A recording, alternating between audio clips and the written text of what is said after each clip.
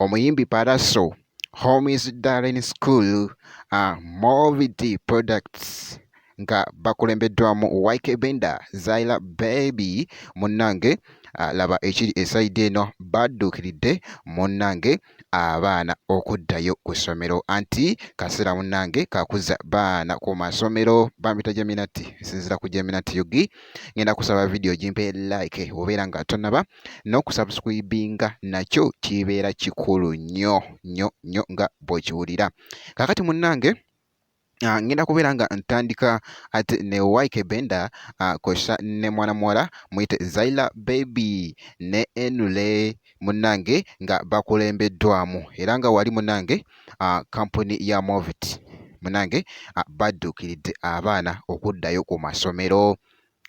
Kasooke tukayitemuko kana akatambi ate maaso awo njije ne Pallaso ngenda kusaba okwatiremuko tulabe mpola mpola kakati nga bolaba munnange YK Benda babadde munnange nga bali mu kugaba ebintu wali okuva wali mu Moviti munnange era nga kampuni eyo munnange ate yegabudde abaana bano okubeera nga munnange ate ba student nga baddayo munnange ate ku masomero bulungi nnyo ojjukira nti no baba n'ebyetaaga nga ebizigo baketi n'ebintu ebirala bingi nnyo ebitabo kosa n'ebintu ebirala bingi nnyo ekalaamu peeni biki byonna munnange kakati no Moviti munnange products Uganda wali ebadde ekikuttemu nga ekulembeddwamuko wali nga ekutte abantu be wali YK Benda, Zaila Baby, Henry bakikwasaganyiza esaidi eyo era nga bw'olaba mu katambi kati munnange kankuggyeyoko eyo katono ate nkutegeezeko jjukira nti no Pallaso yavaayo nassa obubaka wali ku mikutu gye munnange ate egy'enjawulo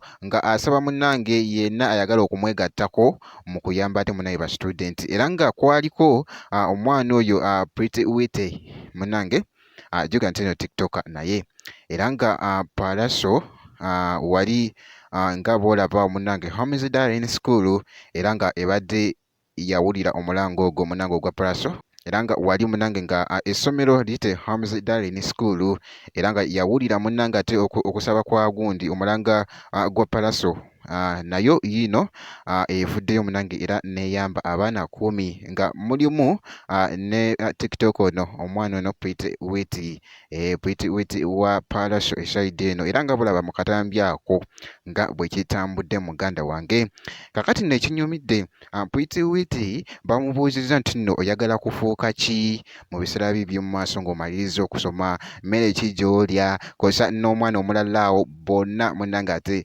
bansesezza bulungi bazzeemu ono ayagala kubeera Nancy ono ayagala kubeera ono muganda wange kakati nga bw'olaba mu katambi tunuulira.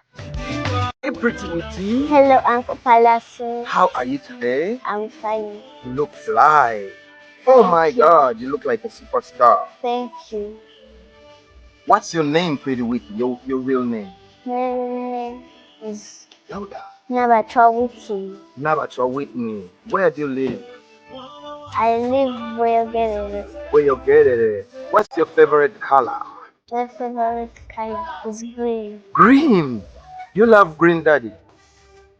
Really? Yes. Oh, that's nice. Hey, what's your favorite food? My favorite food. Rice and beans. What do you want to do when you grow up? I want to be like my mother. What does your mother do for? She's a nurse. Oh, who is your favorite musician? Uncle Pallaso. Rihanna Boss. Yes. How are you, my darling? I'm okay. You look very pretty today. Thank you. That's nice. What class are you? Primary 5. Oh, what's your real name? My real name is Nalvega Rihanna.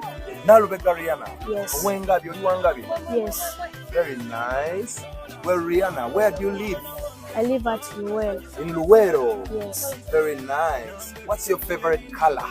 My favorite color is red. Red. What do you want to be when you grow up? I want to be a nurse. A nurse? Yes. Oyagala kuba mpiso? Yes. Gwe mpiso togitya? Yes. Lwaki togitya? Kyova totya gikuba banno.